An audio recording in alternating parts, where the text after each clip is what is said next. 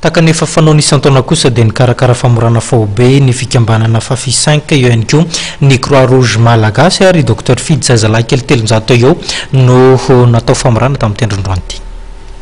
Ankizy miisa 300 manerana ireo fokontany 7 ato anatin'ny boriboritany vadimy ny commune Antananarivo renivohitra no natao famorana faobe tamin'ity androany ity teto Ambatolampy.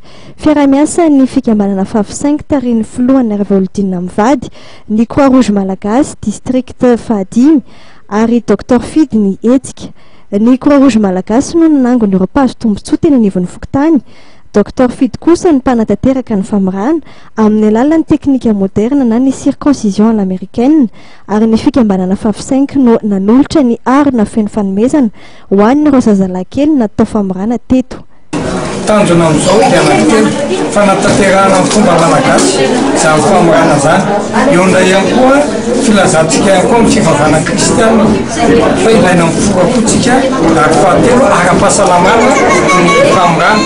Fanaka izay amin'ny Fafi 5 manokana dia efa taona maro nanomboka tamin'ny zay ary izay dia manohy ny asa sosialy amin'ity zany eo amin'ny asa sosialy tena fotorana bebe akoatran'ny didipotra akoatran'izany ohatra ny fanaovana basay, fanaovana lalakely, fanafilan'ireo marofo ary tsy adino na iza faly na iza tsy faly ny fiarovana vahoaka amin'ny resaka tany. Ny taona 7 arivo efa netomboan'ny hetsika fanaon'ny fikambanana Fafi 5 tahaka izao.